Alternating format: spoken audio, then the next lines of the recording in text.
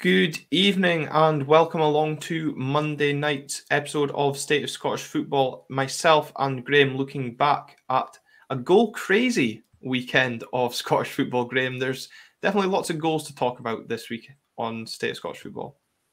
Yeah, there is. There's something happening at Tannadice yesterday. I must have missed that. Yeah, just a couple of goals scored in that game, but loads of goals on both of the days. I think the only fans that were maybe shortchanged on the goal front were those at St Mirren, just the one goal there. And we'll start, I think, there's no other place we really should start, at Tannadice, as anything Liverpool can do, Celtic felt that they could do the same. Goal crazy, as the banner says along the bottom, just the 9. What did you make of the events that unfolded yesterday lunchtime? Stunning, sublime, sensational, and that was just the Celtic front three: Abada, Jota, and Kyogo. You can make your mind up whichever one you want is who. But yeah, I mean, Celtic were irresistible yesterday. They really were. I mean, yes, United helped them, but Celtic were just outstanding yesterday. That second goal from Kyogo is a brilliant, brilliant finish. You know, top corner job. It's a fantastic goal.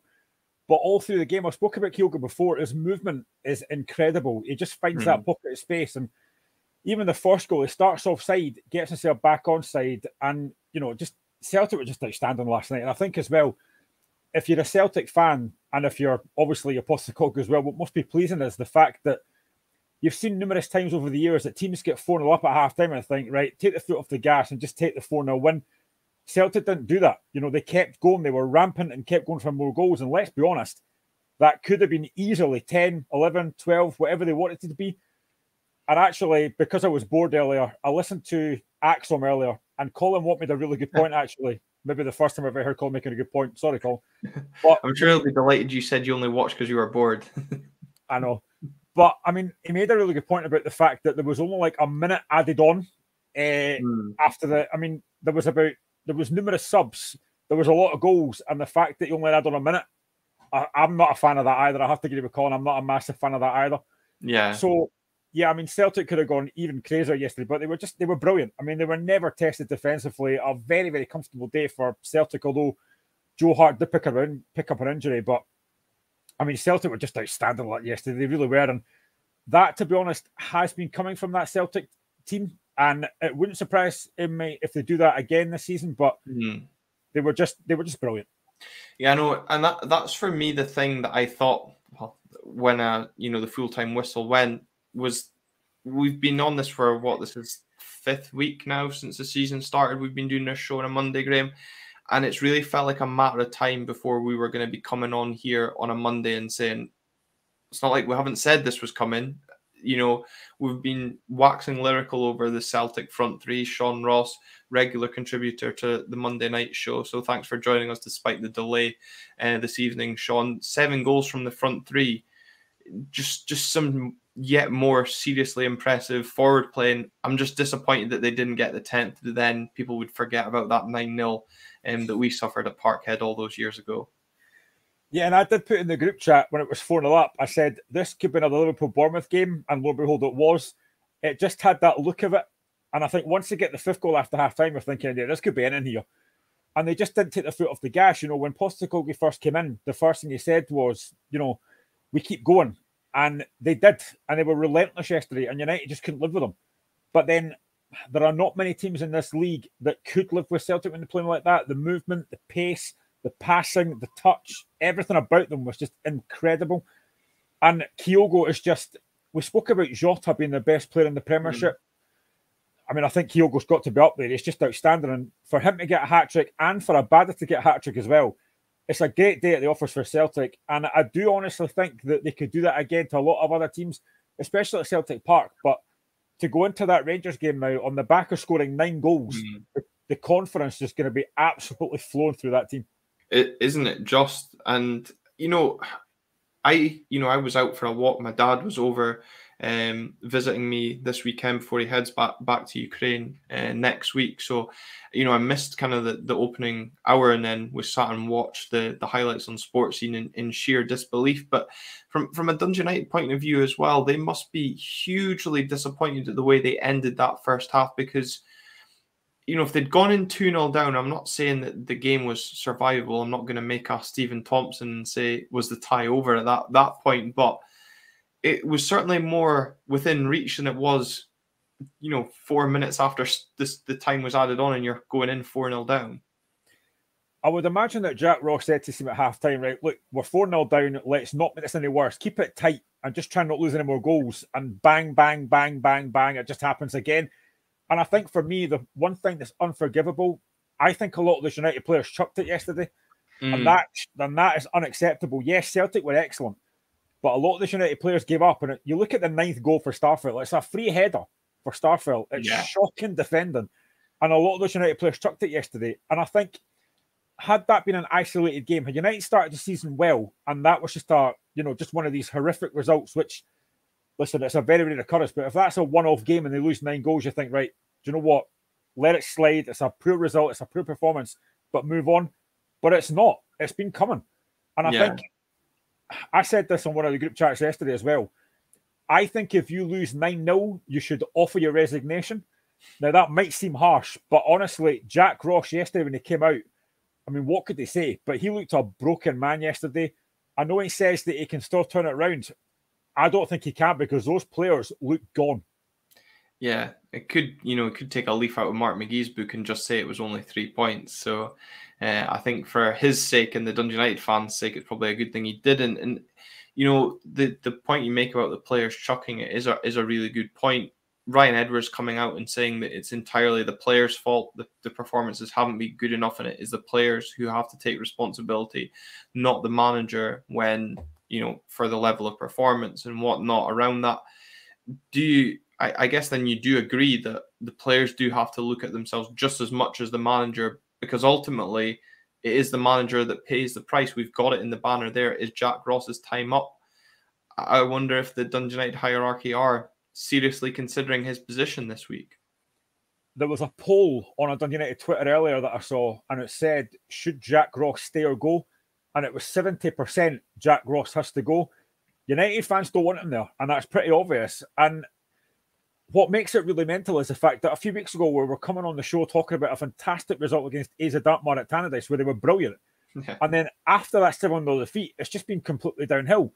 23 goals in the last 4 games. It's horrific. And they just look so devoid of confidence. They look shot completely. And you've got to take a pride in your work. And they don't look like they're taking pride in their work. I mean, even at 5-0 yesterday, somebody in that United team should be saying, right, listen, we need to do something here. We need to defend better here. And they just don't. They just chucked it. And that, I mean, if you're Jack Ross, I mean, to be honest, I have to say, I have to give credit to United fans that stayed in the ground even at 9-0, because I'd have been out there at 6. I'd have been out there at 5 or 6. That is just horrendous. Yeah, it's quite remarkable, and that's still no home goals for the Dundee United fans this season. So fair play to them still staying at 9-0 down, thinking that they were maybe going to get a consolation. But for Celtic, I mean, anything that could go right yesterday did go right, and it really is the perfect warm-up ahead of. Well, they've got their League Cup knockout game against Ross County in midweek, but I'm sure most Celtic fans will also have one eye on that fixture coming this weekend. Yeah, and they've still got the new boy they signed as well to come in at the squad, and I noticed that he said he would have scored 4 against United. We'll never know. And I think as well, Postecoglou said he's still looking to add to that team. I mean, it just goes to show this Celtic team's already very strong, and if they're going to add to that, it's quite scary just how strong it's going to be. And I think, I said this last week, I do feel that Celtic and Rangers are going to pull away from the rest of Scottish football again. We know it's going to happen because it happens every season, but Celtic just look even stronger.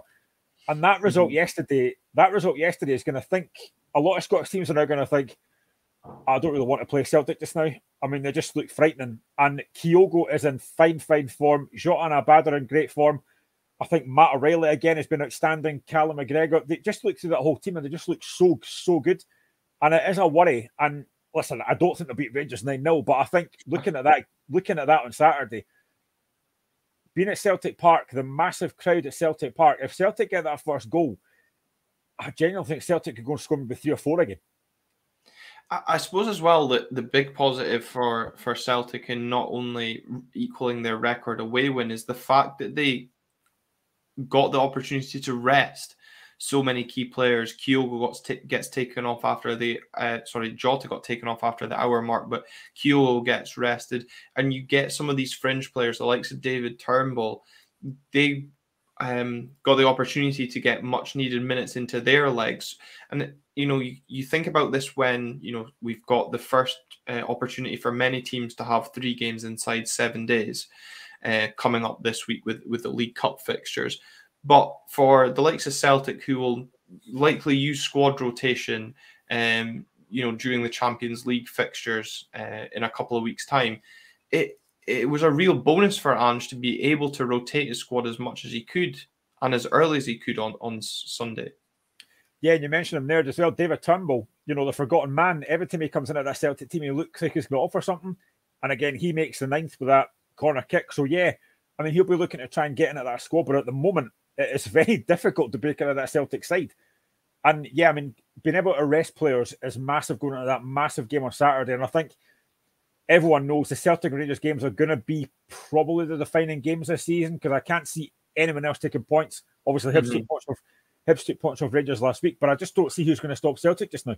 They're just a juggernaut. And, Thursday, the transfer window closes, and if Celtic add to that squad even further, I just don't see who's going to stop them, because they just look so good just now. And it's frightening as a Hearts fan to see that. And I'm just glad they only took 2 off us last week.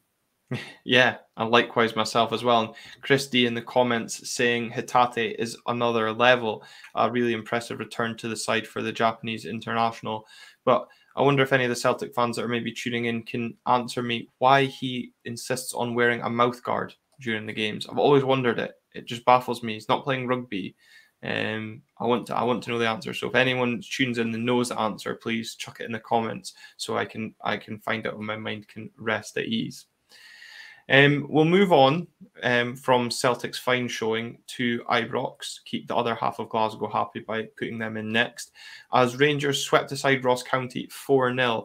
Antonio Colak, there was maybe a bit of wonder what sort of signing he'd be like. Price, paid. Is he going to be value for money? Well, he proved very much value for money in Eindhoven, grabbing the winning goal that took Rangers to the Champions League group stage. And he's continued his fine form with a brace at the weekend. Rangers got a ready-made replacement for Alfredo Morelos there. Yeah, 7-7. He's looking very good. His first goal is a very good finish. Bicycle kick. It's a great finish. And he just looks a real penalty box striker. He comes alive in there, and I think he looks very impressive. We can talk about Kyogo, you can talk about Majowski for Aberdeen, but I think Colak looks a very, very good player. And I don't think there's any doubt now he's number 1. Morelos is going to have a fight in his hands to get that place back. And his movement is really good. He's very, very lively inside the box. And I think his work rate's quite good as well. So I think, yeah, absolutely. He looks a really good player for Rangers. And I don't think there's any doubt. You're looking at probably between 20 to 25 goals for them this season, I think. Yeah, I'm sure that's what he'll have maybe in his mind. But, Graeme, this game could have been also different. As at 0-0 15 minutes into the game, Jamie Sands is on a booking and, well, I mean, there's no other words for it, but he hauls down the Ross County forward, and a simple shrug of the shoulders from Don Robertson. I mean, are we even surprised that Jamie Sands doesn't see a second yellow or red card after the outpouring of anger and outcry towards Willie Collum after the Hibs game last week? I don't know if you just heard the crashing behind me, but that was Don Robertson's bottle on Saturday. Absolutely disgraceful decision. Now, there is nobody blocking him. His assistant can see it. It's a shocking decision. And for him to just shrug his shoulders and say, what? I mean, like Michael Stewart said on Saturday, what does he think he saw? Why does he think Iwula goes down there? I mean, the first one, the yellow card, yeah, it's a yellow card, and he's lucky that Goldson's there. But the second one, I mean, come on. Rangers might have won the game anyway. That's a shocking decision. And I think, 100% for me, the reason he hasn't sent him off because he's thought, 60 minutes gone, I'm at Ibrox, the euphoria last week, I can't do it. But I guarantee you, if that is somebody, if that's the Ross County player on Colak, that's a sending off. There's no doubt in my mind about that. Yeah, and this is the joy. This is why I like doing this with a non-old firm supporting Pundit. I'm going to call you a pundit. We're pundits. That's what we're going with. But we can say what we want. And this is why fans of teams outside the old firm feel there's corruption in amongst Scottish football. And a lot of us will feel corruption towards one certain team because decisions like that are absolutely unbelievable. There is no consistency in Scottish football. You know, the sooner VAR comes in, the better for decisions like that, although I still have my doubts over the way that's going to be run. But as you said, what Don Robertson sees in that decision to just shrug his shoulders and not even think to award a booking, he doesn't even give a free kick. It's play on. You're right. Why is he going down in that situation other than being brought down? And fair play to Malky Mackay because, you know, if I think anybody else, well, Robbie Nielsen likes a good whinge about managers in Glasgow. He would probably have found himself banned for a very long time had that been a decision in a Hearts Rangers game. But it just is baffling beyond belief. We saw Willie Collum relegated to the Championship, taking charge of Queen's Park Cove Rangers. Surely we'll see some sort of retrospective action against John Robertson this weekend, and he won't be afforded a Premiership match this weekend. When you go to Celtic Park and Ibrox, there's a lot you need to go for. You need the other team to have an off day. You need to maybe try and settle them, but you also need a strong referee, and you need big decisions to get called rightly. That was a huge decision, and for Don Robertson just to basically doesn't matter. It's scandalous. It really is. Yeah. I mean, Malky Mackay is right to be raging. As I say, Rangers might win the game anyway. We don't know, but it would have made Rangers have to change the formation. Ross County had a threat going forward with a Wooler, and I mean, you don't need VAR for that. It's a simple call. You shouldn't need VAR for that. And for Don Robertson just to shrug that off as like nothing happened, it's ridiculous. I mean, it's a rugby tackle. It's a rugby tackle what James Harris has done there. And to not even get a free kick for that is just ridiculous. It really is. It's a shocking decision. I actually think Robertson's reaction annoys me more than the tackle itself. The more I was watching it on Sunday, the more wound up I was getting by it. And this is why there's so much frustration towards Scottish referees. Throughout Scottish football, it's not just 10 teams.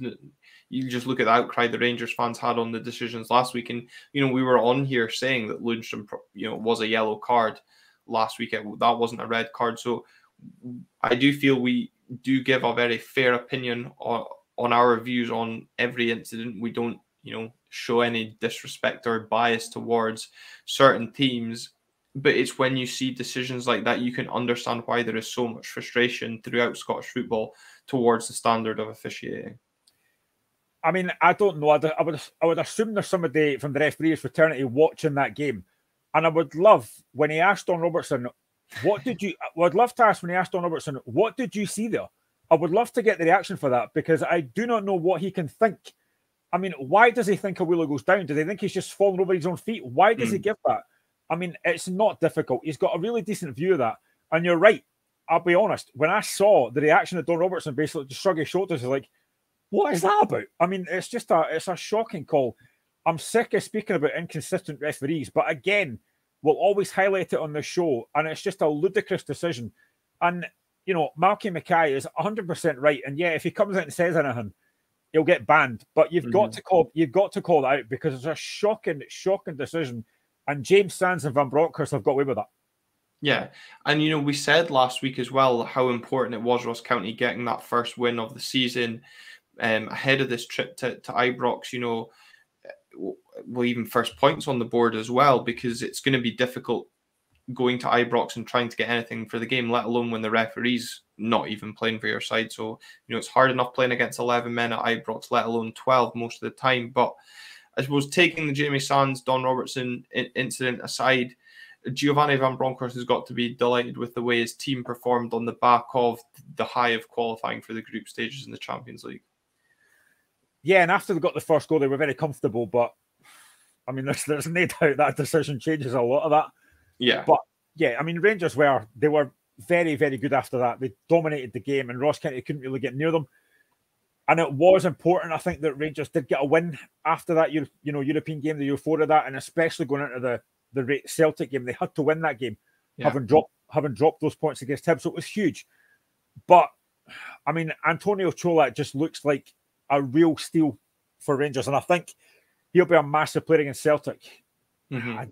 I mean, I think he'll be difficult for the Celtic defence to mark, but then again, looking at the flip side of that, I mean, you look at Kyogo, Abada, and Jota. I don't know how Goldson are going to react, and it'll be interesting to see how the referee reacts next week if that same thing happens again next week. Yeah, you've not even mentioned Maeda in that Celtic front three as well. Certainly brewing up nicely this week. It'll be interesting to see how both teams approach their respective cup fixtures in midweek, if there's any players rested ahead of, obviously, the first opportunity to win domestic silverware this season. One team that has hopefully bounced back from the bump in the road against Motherwell was, of course, my team, Aberdeen. 3 home games for the Dons this season, 5 goals in each home game this season, and a rather convincing 5-0 win for the Dons that's now taken them up to 4th place, still clinging on to Hearts' coattail in the race for 3rd place. Maybe normal service resumed, or were you a bit surprised by the emphatic scoreline at Pittodrie on Saturday, Graeme? I'll be honest, I actually thought Livingston started quite well. And then the red card kind of changes the game. And, I listened to David Martindale, who he was blaming the goalkeeper a little bit for the ball out to Fitzwater. I think that's very harsh. I think Jack Fitzwater's got to do a lot better with that. And fair play to Majowski, he reads it, he gets on it, and it's a penalty all day long and a red card. And after that, Aberdeen were excellent. Again, some of the football they played was fantastic. I mean, I'll ask you about it in a minute, but Ross McCrory's second goal was a great, great finish.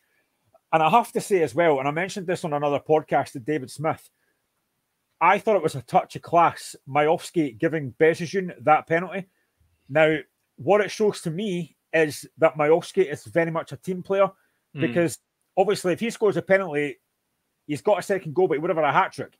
Yeah. So I think for Majowski to give the penalty to Bezijun, I just think that was a real touch of class from him.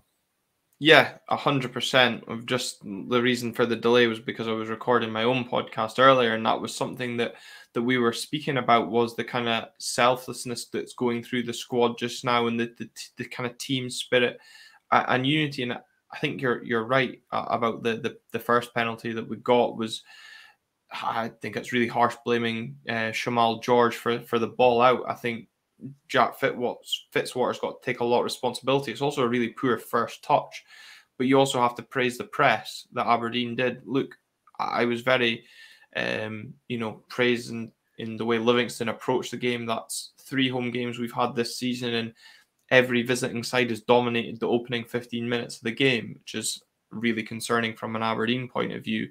Had it not been for Kelleros' wonder save from Obalai's header, we could be talking about a different game.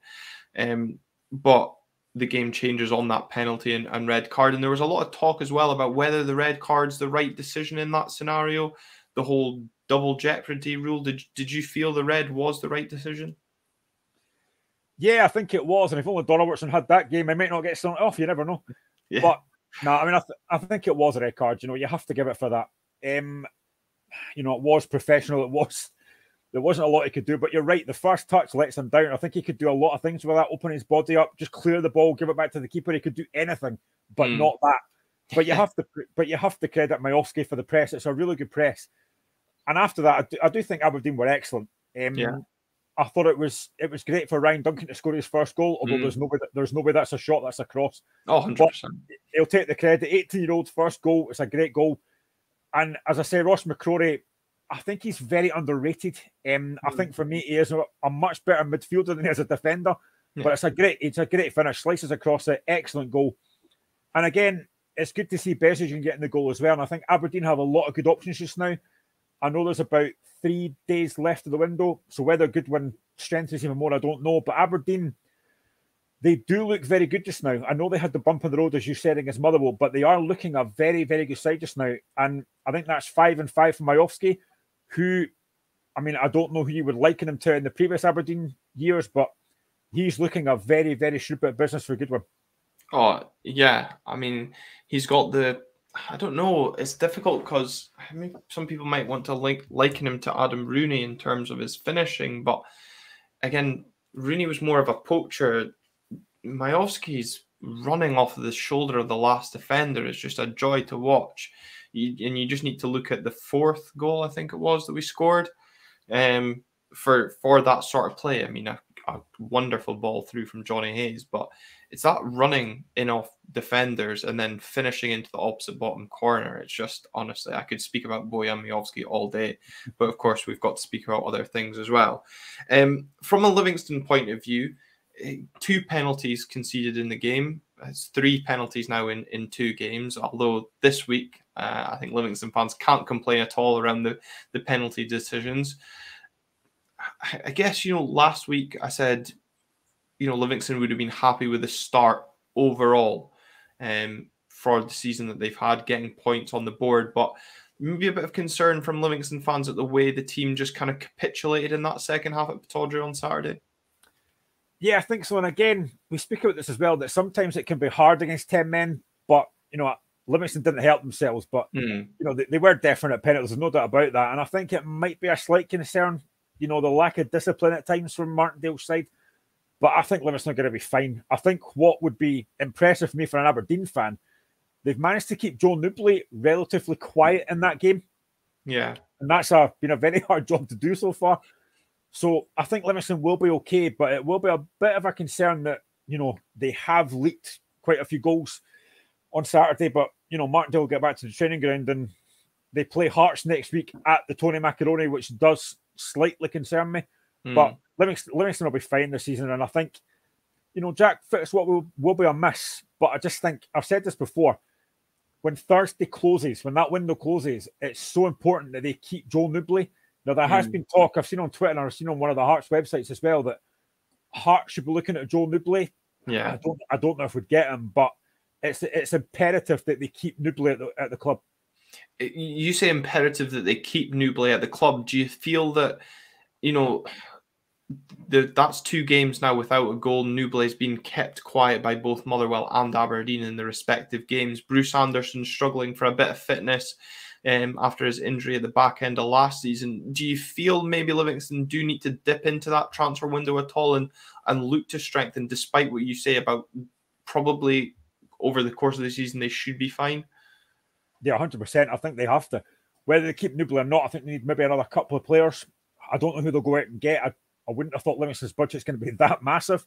Yeah. But I'd imagine there might be even a striker in the maybe Championship can maybe do a job for them. But I think they have to strengthen that side, because, to be honest, as well as Nubley's done, I think, if you can keep Nubley quiet, you have a chance. So I think it is important that they get somebody to play off him if they keep him, of course.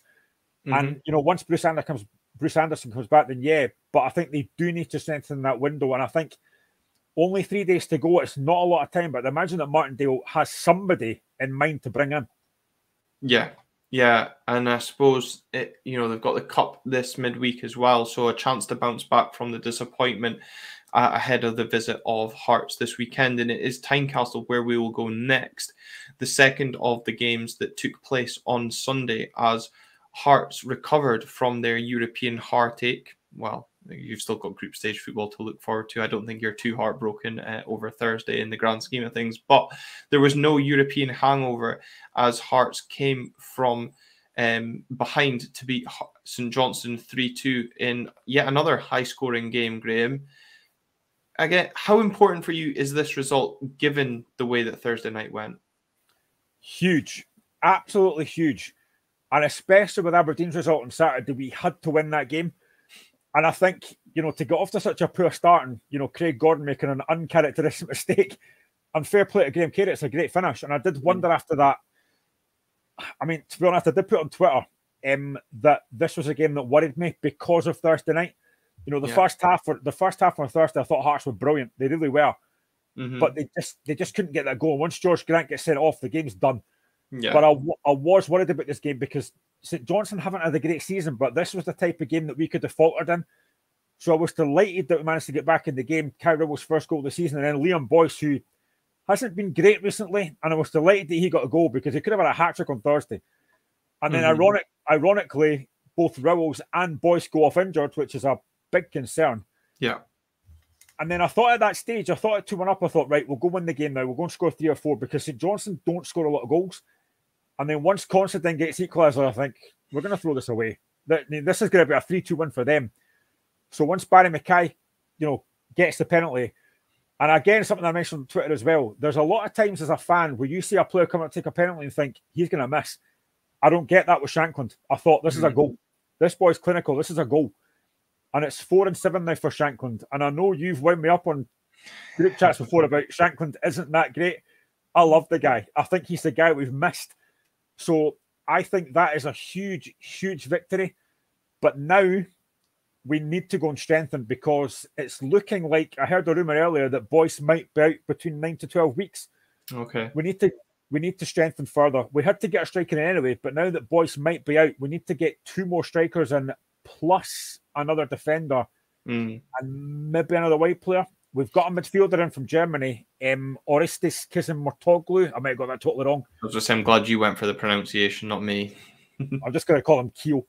But he, we signed him for £350,000. So it's a lot of money for Hearts, to be honest. So, but I mean, we had to win that game on the back of Aberdeen's result. And hopefully now we have to build on that, because I think, in my all honesty, I think it will be between Aberdeen and Hearts for that 3rd place. So it's going to be a really difficult fight with European football to play for.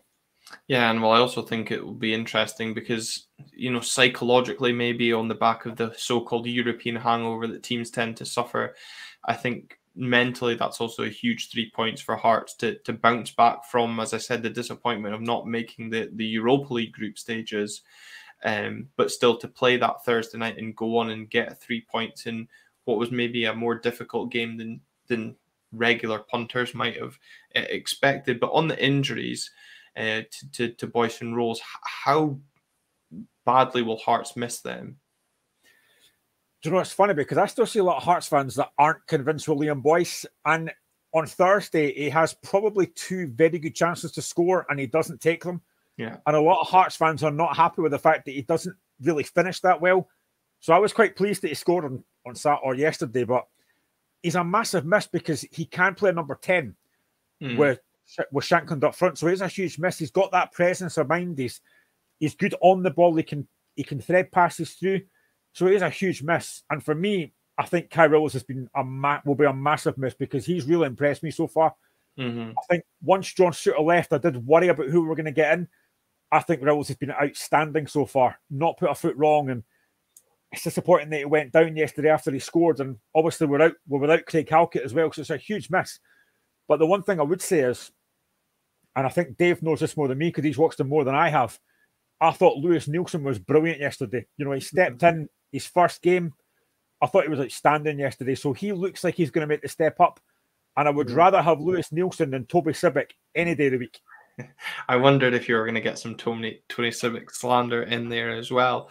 But from a Hearts point of view, then, injuries, the European hangover, it just emphasises the importance. Obviously, I think as well for Hearts this season is that with the games coming on the Sunday, they know they're going to be chasing, in a sense, the pack, like you were Aberdeen at the weekend. So to be able to respond to what other teams are doing around you as well is quite impressive. But from a St Johnstone point of view, do you think Callum Davidson and the St Johnstone fans can take positives from Sunday despite another defeat?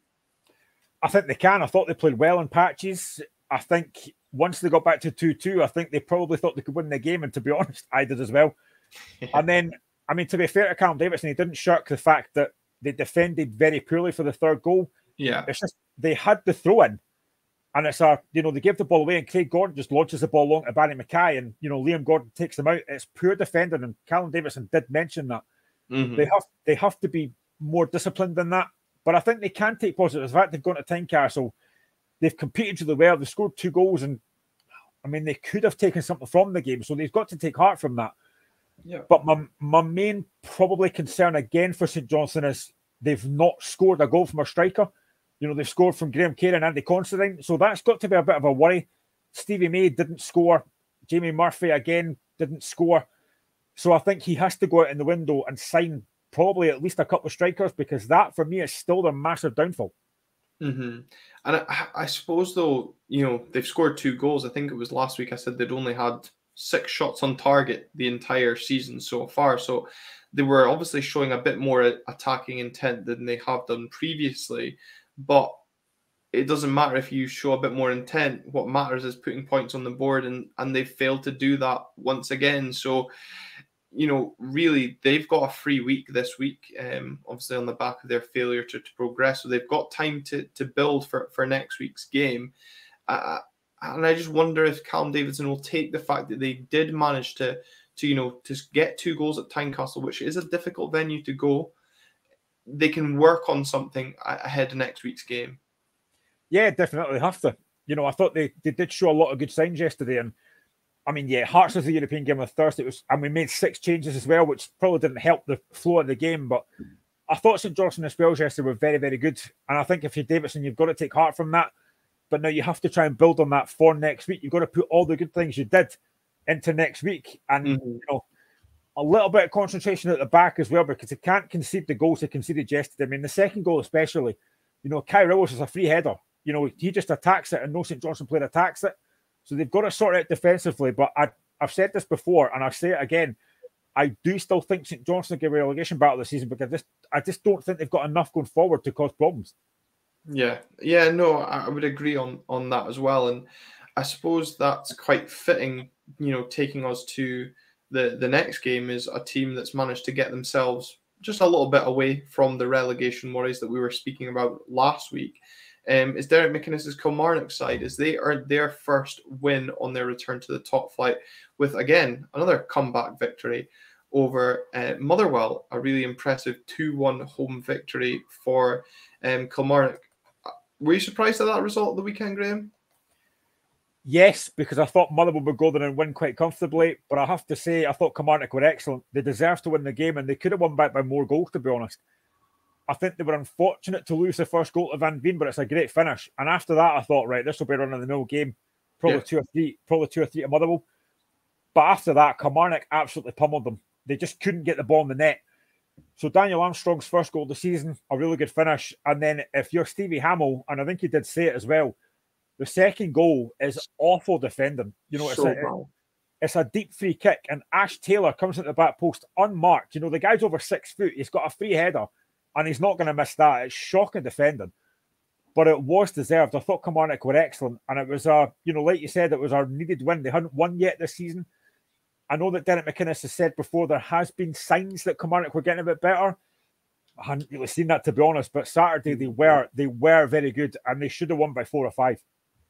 Yeah, I really kind of listened there to what you had to say, and felt the exact same when the notification came through that Kevin Van Veen had notched his 4th goal of the league season to put Motherwell ahead. I thought, bloody hell, is someone actually going to be able to take points off this Motherwell team other than St Johnstone this season? But fair play to Kilmarnock for doing so. On Motherwell, there'll be a tinge of disappointment. You highlighted the defending there for the winner from Ash Taylor, but is there a reliance from Motherwell on Kevin Van Veen just now? 6 shots on target on Saturday, just the 1 goal to score from it. Again, as I said, from Kevin Van Veen. Are they lacking more options in that goal scoring department? I think that's an understatement, to be honest. I think if Jenna's watching this, I'm sorry to say, Jenna, but yeah, they are far too reliant on Kevin Van Veen. And listen, he's a very good player, but they need to have more options going forward. I don't think Connor Shields is the answer. I think he's a champion. I think he's just championship striker at best. I don't think he's good enough for the Premier League. And I think without Van Veen, they look they look shy of ideas up front. So I think the next few days are going to be important for Hamill. I think he's got to strengthen that area. And again, they don't look like they've got enough creativity either. You look at the goal, it's a really good finish from Van Veen, but it's pretty much all his own work. And they just don't look, as much as they've been good against Aberdeen, I just don't think, apart from Van Veen, they've got enough going forward. So I think this next few days are going to be massive for Hamill. And I think what that will do on Saturday, it's a reality check for Hamill. I think he's got a bit more work to do. He's been given a lot of plaudits so far, and rightly so. Yeah. But that'll be a kick in the teeth for him. So that'll be the kind of maybe the reality check that he needs, and a lot of that Motherwell team need as well. Yeah, and I think it's a good point, because they have had that proverbial new manager bounce, and it was quite interesting because obviously before they played Aberdeen, when was the first game he was officially appointed at Motherwell manager, he said that the team needed surgery. But to my knowledge, I think he's only added one new player since that time. So Motherwell fans, I'm sure, will be hoping for a busy few days coming over the net between now and Thursday when the transfer window slams shut.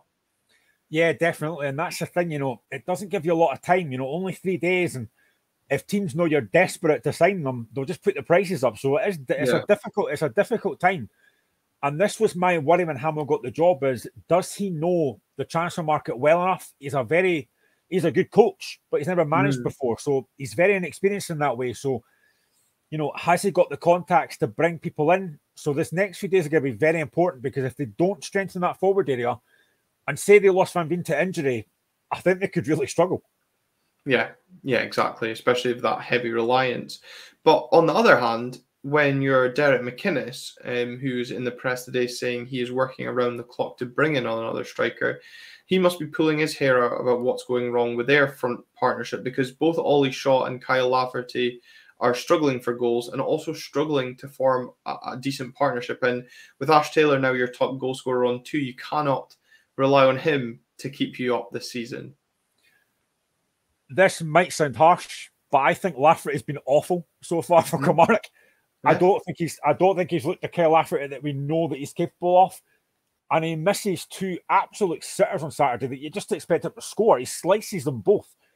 I think Lafferty's been awful.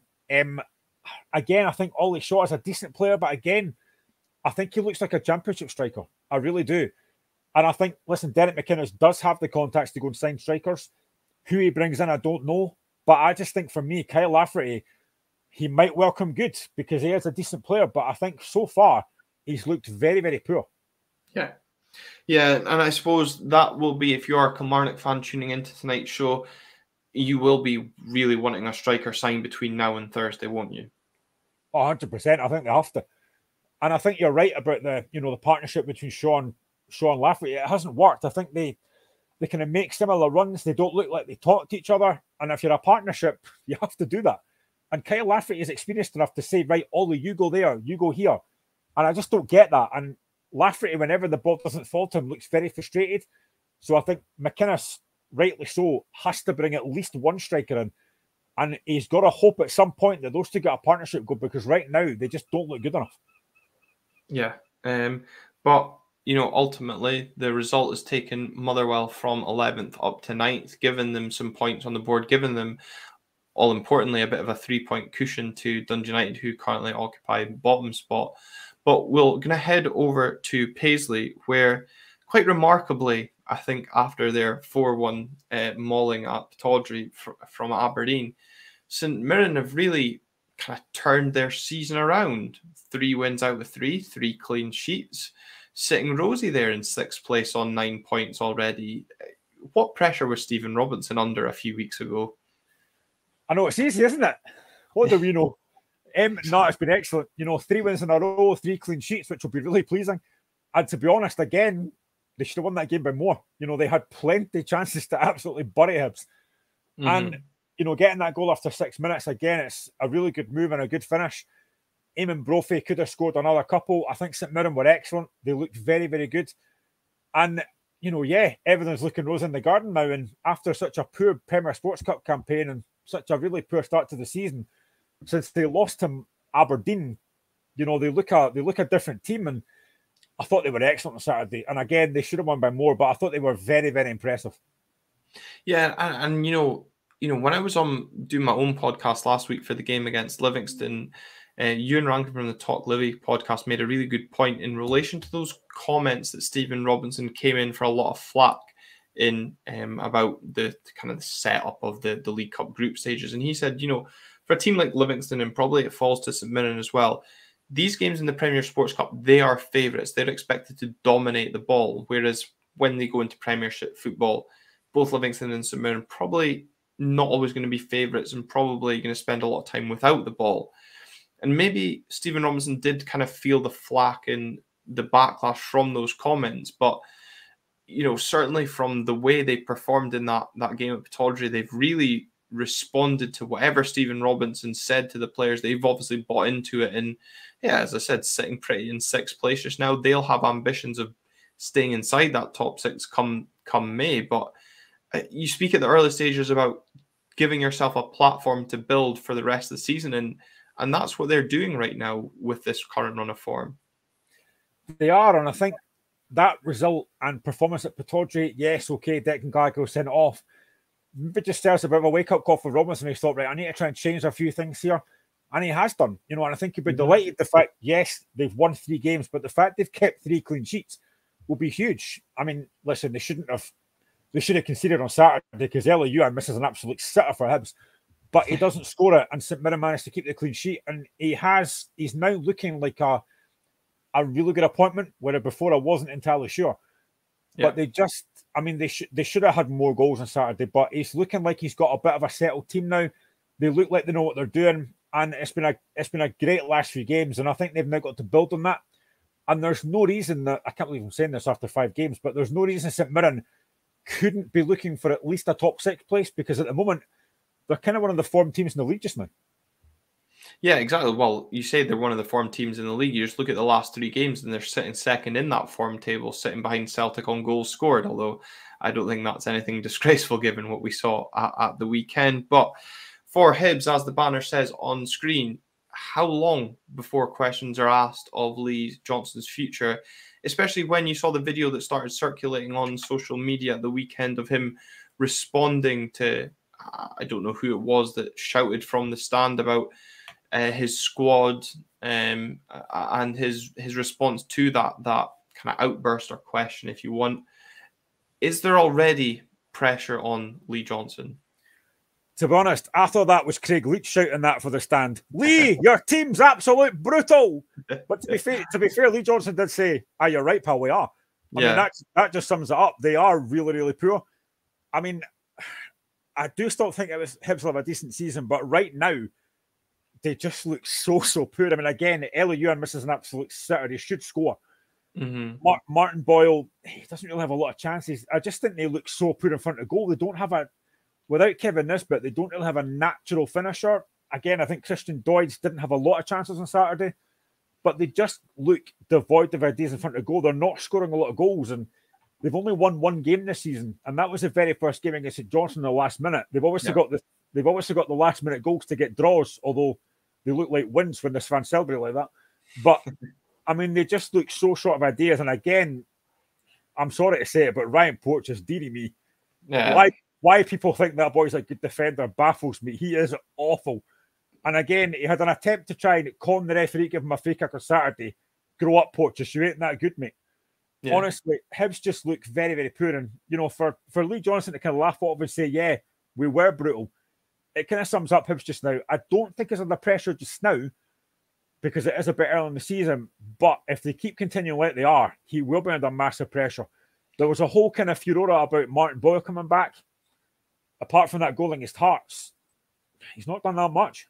No, that's true. And I suppose with a free midweek coming up for Hibs, they've got time to prepare for the visit of Kilmarnock. And really, that's shaping up to be a massive game already for Lee Johnston, you know, already at this early stage of the season. Yeah, 100%. That's the game they have to win, but they have to do something going forward because they look very goal shy without the likes of Kevin Nisbet. Maybe they should have signed Lauren Shankland. I'm glad they didn't. But they just look so devoid of ideas going forward. And I think Ewan's a good player. I really do. I think he's got a lot of pace. He's got a lot of trickery. But he doesn't look like a natural finisher. He looks more a creator. So they've got to get it sorted up front. And again, defensively, I just think they look so poor. Yeah.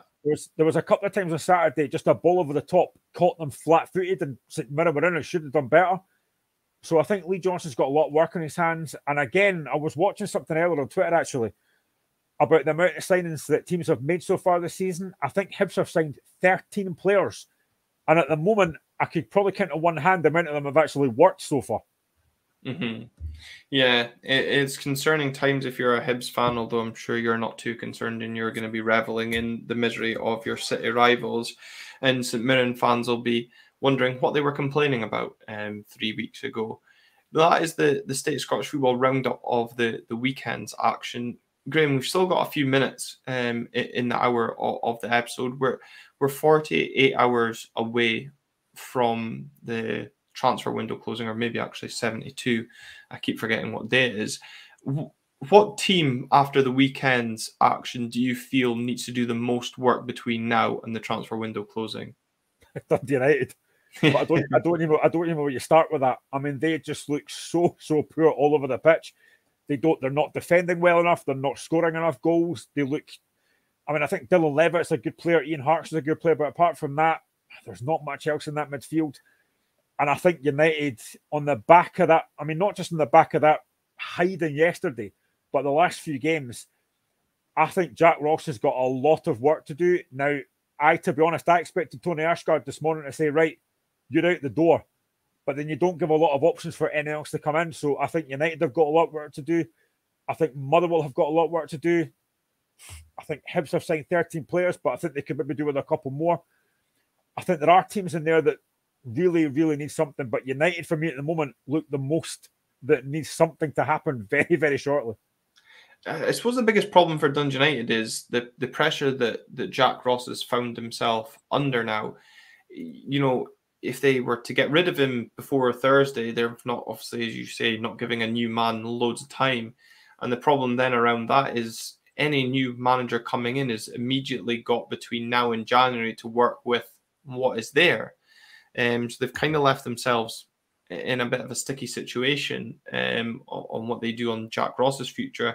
I think St Johnstone will look to be busy between now and Thursday, and also Kilmarnock. You know, I've said they've taken themselves away from the relegation zone, but you know, you made the point about Derek McInnes there saying, you know, he said the comments about his team have looked good in games so far and have been unlucky, and I'm in agreement with you. I don't know what Derek McInnes is seeing, but you know, having Derek McInnes manage your team for so long, I'm used to those sort of comments and being a bit bewildered by them. But I think they definitely need a bit of work as well, and I think we'll see a few outgoings at Aberdeen as well. And Jim Goodwin coming out in the press today saying that he's happy with the depth of his squad, but you know, you've got the likes of Ramirez, McLennan, Watkins, David Bates, who have seen very little first-team action this season, certainly competitively in the Premiership, and maybe looking to offload some wage bills. But I'd like Aberdeen to certainly go in and get a defender. If you're a Celtic fan, you're probably thinking, what transfer window? We don't need anything to change between now and Thursday. I'll just see you guys next week. Probably the same with Rangers as well, although maybe Giovanni Van Bronckhorst is looking for one or two more, because, you know, as impressive as Celtic were on Sunday lunchtime, you could see the strength and depth that they had. I think we've discussed this a couple of times on Monday. I still don't quite see that from Gio Van Bronckhorst, man. No, I don't. And again, I mean, I saw somebody on Twitter a couple of days ago saying that is it time to cut the losses and sell Morelos? I don't think that'll happen, because I don't think they've got enough there to cover. You know, I think Matondo's decent, but again, he's not a natural finisher. And I think if they were to lose Colak, they don't really have a lot of other options. So I think they have to keep Morelos, but they will need to strengthen that area, I think. I mean, to be honest, I love transfer deadline day. It's one of my favourite days of the football calendar.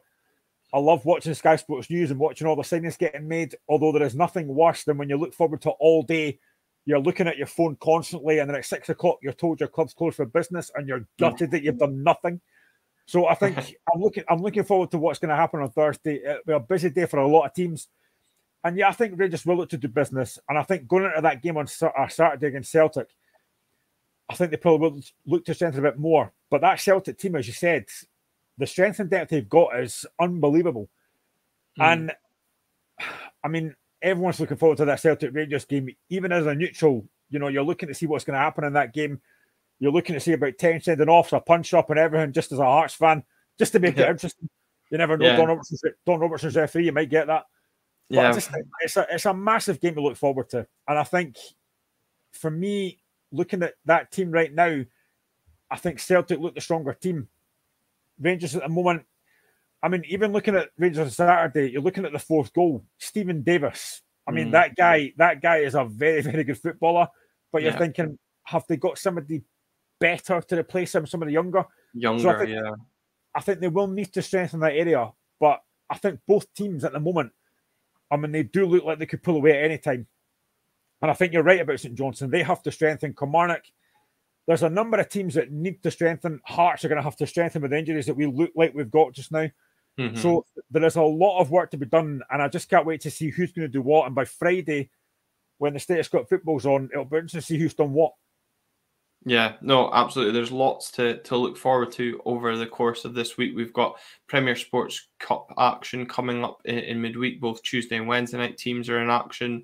So I'm sure the guys on Wednesday's show, I think you're back on Wednesday, are you? Yeah, I should be, yeah. Yeah, we'll be looking back at the action from Tuesday night and also ahead to the games on Wednesday. And I'm sure managing, if transfer deadline day is right up your market like it is Graham's, he'll make sure there's some transfer talk included in that episode as well. So it'll be a busy week, I'm sure, in Scottish football, an eventful week like it always is. And Graham, I'm sure when we reconvene next week, we'll have lots to discuss about once again. I wonder if we'll have as many goals to discuss. Yeah, I mean, let's be honest, when we're back on Monday next week, we'll probably have the Celtic Rangers game to talk about, and I wonder what the talking points are going to be in that game. But yeah, I mean, I just can't wait. You know, doing the show is one of the highlights of my week and being on you, and that's a great show to be on. And I'm looking forward to seeing what we're going to talk about next Monday. I am hoping it's not more refereeing controversies, but I'm doubtful that's going to happen. Yeah, I really enjoy it as well. And thank you to all of you that have interacted with the show and continue to make the show successful. If you're new to the show, make sure to hit that subscribe button. If you enjoyed tonight's episode, remember to hit that like button. And as always, do interact with the show, leaving your comments in the comments section below. But on behalf of myself and Graham, thank you very much for tuning into another episode of State of Scottish Football, Monday's Scottish Football Weekend Review.